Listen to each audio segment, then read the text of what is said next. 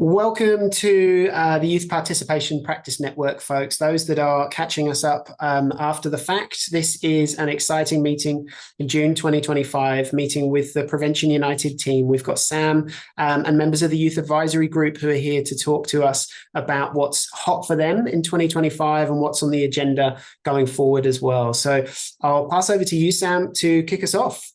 Thanks so much, Sam. And yeah, you're not seeing double folks. There really are two Sams with shaved heads and glasses on this call. Look, it's just a bit of a preamble at the start. So I think for those of you I didn't meet last week or in the groups, my name's Sam. I've taken over community engagement, working with our youth ambassadors group here at Prevention United. And I've just been amazed by the kind of spirit of partnership in this group and the connections. And so was keen to engage this group about the work that our youth ambassadors are doing. And so today you're going to have myself, Zinny and Binusha, and we'll get into some introductions in a second, talking to you about basically sharing what we've been up to throughout the year and also putting out a call for collaboration. Because I think there's a couple of key themes that have come through already in our workshops. One is how do we get more young people in a room together. Amazing to hear about 600 people in a young room together. That's like an absolute stretch goal for us, but we want more YAG on YAG time, collaborating on different briefs. Secondly, as you'll see, a lot of what we've come up with together, it stretches quite a lot of topics, right? Like we're in mental health promotion, but there's quite a lot of intersecting issues. And so, we don't necessarily hold expertise or lived experience within those. And so we're looking for partners to help us bridge some of those gaps and build truly kind of intersecting briefs in what we do. So yeah, we're basically treating this a bit selfishly to go, here's everything we're working on. And we want to treat it as a bit of a mining exercise to get your initial thoughts on some of what we're doing. And then we'd love to stay in contact with, those who feel that there's kind of natural alignment with these briefs that we're putting out. So that's my preamble. I'm now going to pull up a PowerPoint and it's going to go seamlessly, I'm sure. All right. Right. Can everyone see a big teal rectangle on their screen? Yes, thumbs up. Yeah. Brilliant. So look, just before we get in, did want to acknowledge country, acknowledge that we are on stolen lands. For me, I'm up in Brunswick, and I think I'm lucky enough to live right around the corner from the Black Dot Gallery. For those who've not been there, it's got a lot of First Nation, Indigenous art and projects and different activations and experiences, and as a place I find myself at quite a bit as part of trying to engage with this truth of stolen land that we are on. And I'd like to pay my respect to elders past and present, and also anyone who's on the call today. So I've kind of talked about this slide, so I'm going to move on. You know what we're about to talk about. We'll do some quick intros. I'm Sam. I'm the least important person. Let's skip over me. Binusha, I'm going to throw to you to give us an intro. Hi, everyone. I'm Binusha, for those who didn't get to meet me earlier. I joined the Prevention United YAG this year, and I think I've always been kind of working in the mental health space, been in different YAGs, but I was definitely keen to join this one just because I've never heard about like the preventative mental health and the strategies we can do towards that. So that's what really interested me in joining this YAG. I'll pass to Zinny. Yeah, I think I should know most people in this meeting already. I primarily work at Education Equity Alliance as Student Voice Lead, and then do lots of advisory positions, which today I will be representing Prevention United. Was really keen to join their group, I think last year when I met Matilda, who's also here, that used to work at Prevention United. Yeah, same as Binusha, like it's a really interesting space in the prevention instead of the intervention, looking at what we can do prior to it getting to anything that needs intervention. Nice one. And thank you, Zinny. I know you wear a lot of hats, so I appreciate you putting on the Prevention United one, prioritizing that one today. So look, a little bit about us before we get into some of the detail about what we've been up to and our specific kind of focus of policy and advocacy areas. So yeah, we are a mental health promotion organisation. We focus on addressing, as Binusha and Zinny were talking about, preventing mental ill health before it happens, and thinking about how we can bolster mental well-being. And traditionally Australia is pretty good at this when it comes to having good prevention systems. You think about tobacco control or slip, slop, slap, or that kind of thing. But unfortunately, we haven't been able to apply that kind of innovation and thinking to the mental health space, hence where we come in. And we work in kind of 4 ways. We do advising, governments, different sectors, all that kind of thing. We do lots of collaboration, which you're seeing kind of in action right here, right now, which is cool. We do lots of translating. We've got a knowledge translation team who seem to know everything about everything. And then we do a lot of education as well. And what's cool to all of this is our youth ambassadors group. So I'm really lucky enough to lead that, and we get together and establish, kind of priorities for the year and where we want to focus different policy and advocacy efforts. But I'm going to let Zinny talk a bit more about the group and some of its, and this is difficult for me to say because I have a lisp on L's, but some of its lore, Lore, if that makes sense. So Zinny, you want to tell us about our Yeah. lore and our vision? So as you'll see through this presentation, and I think, Matilda, if you want to throw in the chat anything you have to add, because you actually know more about the background of the potato. But at the first ever Prevention United meeting way back last year or the year before, I wasn't in the group at that point, at our intensive, July 2023, thank you. Matilda brought along this potato, and that became one of the first activities that was done. I think that a house was made for it, and it's a little crocheted potato, which Sam does have there. We have brought this everywhere with us. It has become a logo for many of our projects. It has come to Parliament House with us, and has been a core part of a lot of the work we've done. Nice one. Thanks, Zinny. Now, Zinny, I'm going to click through a couple of what we've been up to this year, if you want to keep reading these out. So number 1. Yep. So we have at the start of this year had our 2-day intensive where we all came together with our existing and new youth advisory members, and we covered systems change. We discussed our objectives for the year, and we worked together as a team. We have also refined down our briefs for the year to 4 topics, which we will be going over in a little bit. Yes, and as Alana said, we put the potato on an amazing tote bag. We have just done a planning for a podcast for the announcement of our brief, which will become the first episode.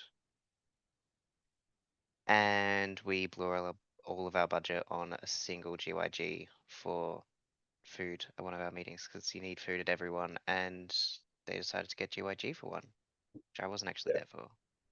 I think it's been a strong learning. GYG is too expensive for YAGs, but that's okay. Thank you, Zinny. delicious and sustaining those, swings and roundabouts. Zinny mentioned policy briefs. So one of the key outputs of the YAG is a document that looks like this, captures kind of evidence, youth perspectives, recommendations for change, and we try and get this into the hands of the people making decisions. What we're trying to do this year is with each brief, there's going to be some government relations. We're going to be doing some PR off the back of it. The podcast that Zinny mentioned is kind of shaping up in a kind of weird and wonderful way where we're kind of exploring different ways that the potato might be able to ask questions or even talk to hosts. So TBC, that'll either be absolutely great or absolutely cringe, or maybe somewhere beautiful in the middle. And then as well as that, we're also looking at partners with each of these briefs. So, again, you'll kind of see that there's a big expanse of topics. And so, we're thinking about how can we build these with people who have relevant, expertise, relevant lived experience, relevant evidence and all that kind of thing. There's obviously a lot of power when young people come together. And we're looking not to double up on any work that's being done, but really think about how we can work in coalition together. So what we're going to do is we're going to talk to you about each one of these briefs. And I guess I'd ask that as we do that, think about, I'm kind of interested in this one. Oh, I've got some great research on that. or oh, I know someone you should talk to as part of this. And when we do those groups later, that Sam Champion was mentioning, there'll be more space to kind of give us some of those notes and any directional steers or insights that you think would be interesting as part of this, or anything you've heard from your own YAGs as part of this that you think would be good input, right? So I'll get into the first one. Zinni's going to take us through this systems change in schools. Thank you. Yeah, so our first policy brief for the year is on systems change in schools and looking at the prevention of mental health in the scope of that. Scope, landscape, something there. So what we've asked is what can schools do to improve mental health outcome and well-being outcomes. We also wanted to explore whole of school approaches, so not just your average like one well-being office in a school. We want to know what better co-design with students look like, not just the typical clinical models that are imposed on students, and we also want to know how to better tackle stigma. And so based off of our findings from this, we are going to release a policy brief which support the sector's solutions on systemic approaches to bettering schools. This will be coming out on July 29th at 1 p.m. on the dot, so look out for that. With the launch of this, we will be hosting a online webinar of sorts, which will turn into the first episode of one of our podcasts that we're working on. We will be doing online advertising to all the relevant sectors, getting as much notice and buy into this as we can, and we will be engaging with government and sharing this and our findings and plans with them as well. So what we're asking from anyone interested here, or you might know people that are interested in this or their work aligns well with this, is to come to the launch at the end of July, which you will be able to find somewhere. I'm sure Sam can put something in the chat, and yeah, share it in your networks with whoever relevant that it might be helpful to. Brilliant. Thank you so much, Zinny. All right, number 2. Yeah, so for this one, we're talking about racism as a public health issue in this brief. And what we're asking is, what are the equitable approaches to mental health and well-being? What are the current policy opportunities, including the national and state anti-racism strategies that link health and racism? What are the links between racism as a contributor to poor mental health, and how has context like The Voice changed this? And so what we're going to do is release a policy brief on World Mental Health Day, and we're calling on Australia to follow global examples in approaching racism as a public health issue. We're running a mini campaign on social media, and we'll also be engaging with some of our media partners, which includes journalists at Hack on Triple J. And what we basically want to do and ask the YPPN is to come and help build this brief with us. Nice one. Thanks so much, Binusha. Grouse, I'm going to read this one for Ashrak, who's having the tech troubles. I am just noticing that there's a few notifications in the chat, but I can't open it without blowing up my computer, I think. Zinny, can you just check, is there anything urgent in there, like, hey, we can't hear you or anything like that? Nothing. I'm getting to them right now. Okay, amazing. Thank you so much, mate.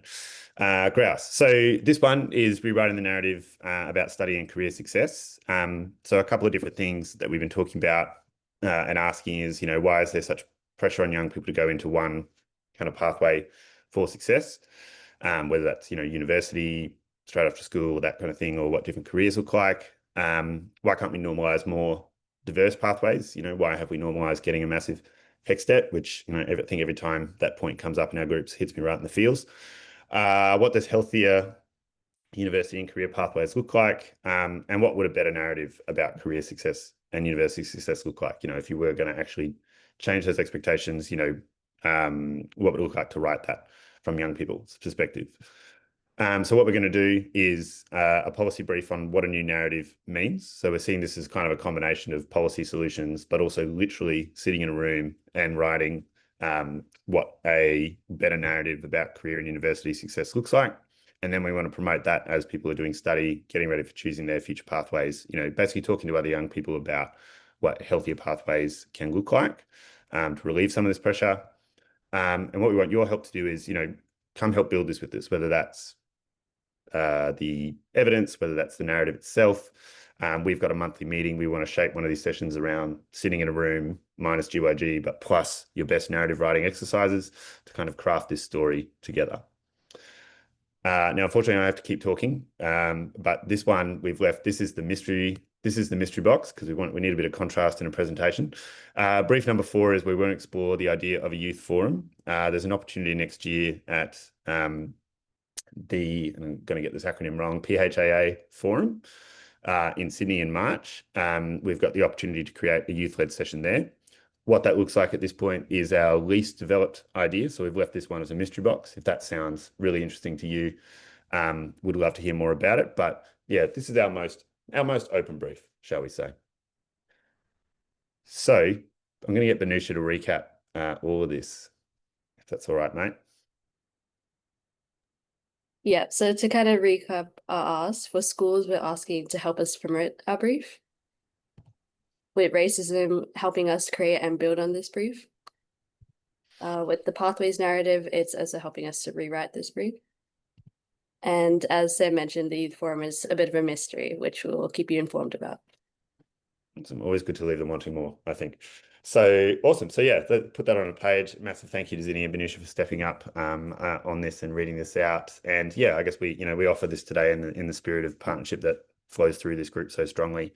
There's such great expertise within this group, and we're hoping that, however we can have you involved, whether that's sharing a meeting together, sending us a great report that you've written, or even just talking to us about your work to help us shape up some of these briefs, we'd really appreciate it.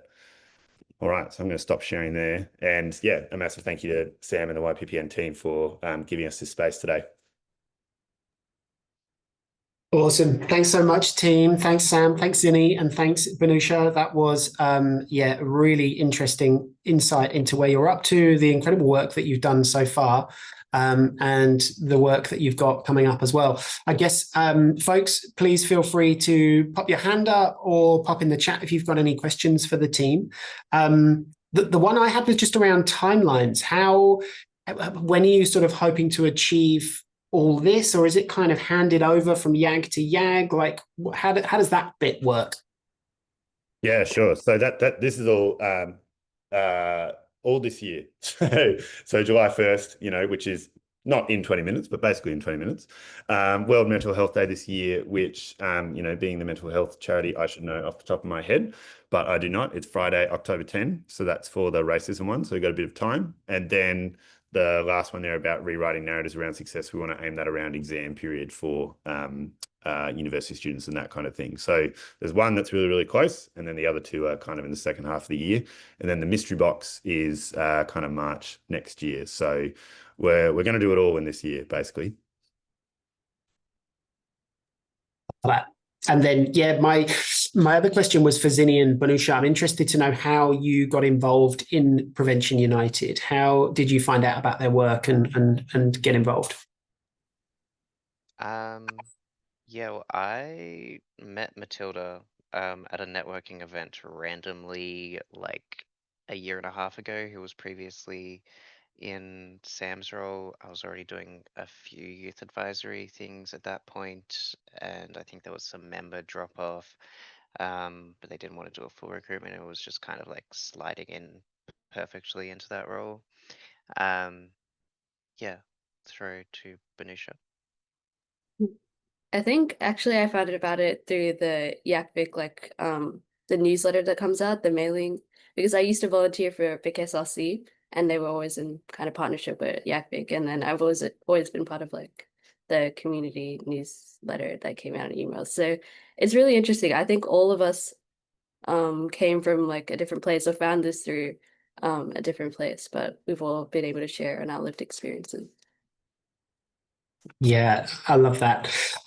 Thanks for sharing, folks. I'm conscious of time, but we've probably got time for a question, if anyone's got any. Otherwise, it'll be time to start wrapping up. So please pop your hand up or use the chat. Maybe I've missed something in the chat. No, I don't think I have.